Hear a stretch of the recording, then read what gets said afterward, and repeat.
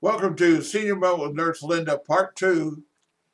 First part was about child safety. Now we're talking about Caregiver Month. Yes. The follow-up for that, because it's almost over. This is Nurse Linda, and of course, if you're paying attention, this is Dr. Charles Campbell behind the camera. And go. November has been National Caregivers Month, and we did an entire segment on that. Actually, we did 3 segments on it. And just some follow-up, because we've had some questions about it. Had some people calling in from different parts of the country to see this, plus, well, outside of Chapin, of course, but Yes. We're happy to talk to anybody. The phone number is 803-941-7231. That's 803-941-7231, dyslexia aside. We want to review just very quickly, what is a caregiver? Because a lot of people having difficulty would say, well, I don't provide care for my mom. Do you shop for her? Do you take her doctor's appointments? Yeah, you are a caregiver. A caregiver is anyone who is providing care for another individual in some way that contributes to that individual's well-being physically, emotionally, or spiritually. And people have to recognize themselves as caregivers. I recognize me as a caregiver. Yes. Yes. For almost 11, I'm going on 12 years now. And even when your loved one is in a facility, you are still a caregiver. Oh, yeah. You are still taking care of everything else that's surrounding that person's care, making medical decisions, taking care of bill paying, all of those kind of things, so that the other care can continue. I wish it was something simple like a kidney. I'd give her a kidney, then she'd come home. Yeah, that would be simple, wouldn't But it? Lewy body dementia and Parkinson's requires a lot of caregiving. Yeah, especially when it reaches this stage of the game. Yep. It's a lot. 59% of informal caregivers are employed outside of the home in addition to caring for that other person. That's huge. 59% of our workforce. And then the level of caregiving, it could be something as simple as taking your mother shopping once a day or once a week or something, and still working outside the home, but you're still a caregiver. You are still a caregiver. And that caregiving sneaks up on you. So what we're going to do is sort of dedicate this segment to the heroes. And the heroes are the caregivers in the home. Captain America. And that's exactly what you think of when you talk hero. Superman. Batman. I wrote a couple down because I was never a superhero fan. Spider-Man, The Shadow, Lone Ranger. Shadow's my favorite. So, who knows what evil lurks in the hearts of men? The Shadow does. Yeah. So we have a lot of different types of heroes. And some people might consider Bart Simpson their hero. You know, we don't know. We don't judge. We just say, okay, whatever. That's we kind of go with the flow. Yeah. But the one thing important to our standard heroes that we think of, like you brought up, Captain America, Superman, whatever, they all recognize that even they cannot do it alone against every foe that they come up against. They always have a nemesis. That's it. Somebody throws kryptonite at Superman. Well, he may need Batman to bail him out. Okay? So they need each other, and they use each other and work together. That's the same way caregivers need to work together. That's why there's a National Association of Caregivers. Yes. Yeah. And the support from the individual disease-related organizations. You have the Alzheimer's Association, the National Parkinson's Association, and National Cancer Society. We have local in Columbia Parkinson's Association. Absolutely. All of those entities together, plus the other supportive care that you have available from doctors, nurses, home health care, physical therapy, non-medical home care, social workers, pastors, hospice agencies, all take part in providing care for someone and help with that process.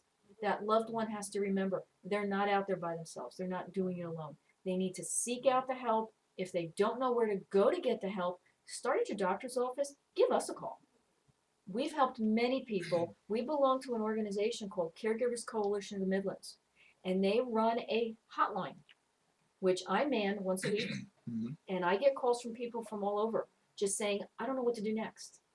How do I handle this? Who can I call for that? One gentleman called me a couple weeks ago. He was looking for someone to help with the upkeep on the outside of his home. He could no longer take care of it. The number to call is 803-941 7231. I'll go a little slower for you folks down there, and never mind. 803-941-7231. It doesn't cost anything to call in and ask a question. Nurse Linda is happy to help you. That's what she does. She's Absolutely. a helpful person. And I'll help over the phone as often as possible. If necessary, make a visit. There's no charge for the visit. Just happy to answer questions and get people the right help. The enemy, which is the disease, which is the needs of the caregiver, can be defeated. We can help, but only if it's put together as a team. Well, speaking of a caregiver, Mm-hmm. now you're a caregiver for your mother, and that's your job for the last 30 years. One of the things I learned was you got to take care of yourself. It's like being in an airliner and the stewardess is up there, flight attendant is up there saying, if the oxygen mask pops down, put it on your face first before you take care of your loved ones, because if you don't, you're going to pass out. You won't be able to help anybody. Yeah. So help yourself first. Help yourself first. Take care of yourself Take care first. of yourself. Yeah. So you get up in the morning, eat your breakfast before you prepare breakfast for your loved one. They can wait an extra 15 minutes while you get your meal first and get yourself taken care of. Get your shower in before you take time to bathe your loved one. Make sure you're taking care of everything you need for you, your doctor appointments, your meals, your exercise, and whatever you need for relaxation.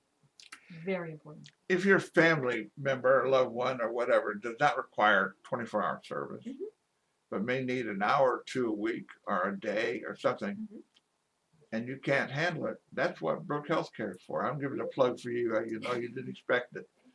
But, you know, we got to a point where I was looking at getting somebody in about 2 or 3 hours a day to look after my wife so I could go out to make enough money to take care of her. And it makes a lot of difference to have somebody who knows what's going on, because you can get too close to your own problem and you don't really realize what's going on. Absolutely. You can get close, and like I said before, it creeps up on you. Oh, it comes does. in very slowly, and all of a sudden you realize you're overwhelmed and you're having a break. It just... I hadn't been to a movie for years because, you know, it didn't feel right leaving my wife alone before I put her in the extended care. Because I love my wife. I enjoy her company. But when the mind is gone, there's not a lot to talk about. You need a caregiver. Yeah. 803-941-7231. I strongly recommend for your own mental health to call Nurse Linda and ask her a question, even if you don't think you need a caregiver, or you're a caregiver and you don't think you are, or whatever. You got a loved one who has a problem. She'll be glad to talk to you. She talks to people all the time about this. They can also get in touch with us on LinkedIn. We're also on Twitter. We also have a Facebook page, Brook Healthcare. And you can have a always... webpage. www.brookhc.com, all lowercase, www.brookhc.com. So lots of ways you can get in touch with us. You don't have to have a face-to-face or a telephone conversation. Just shoot us an email. And it's worth your time to do it. People are calling from Texas, for crying out loud, Washington State. You're right here in town. You can see her face to face. You can make an appointment to see her. Well, third segment is going to be what? First aid and CPR. Oh, that's right. Yes. And you're certified to do that, and your business is approved to do that. I'm going to do that. Very good. Because my St. John's ambulance is about 40 years out of date. Of course, There's been a few changes since then. That's what I hear. They have penicillin now. Anyway, stay tuned for part 3. We'll be back after this.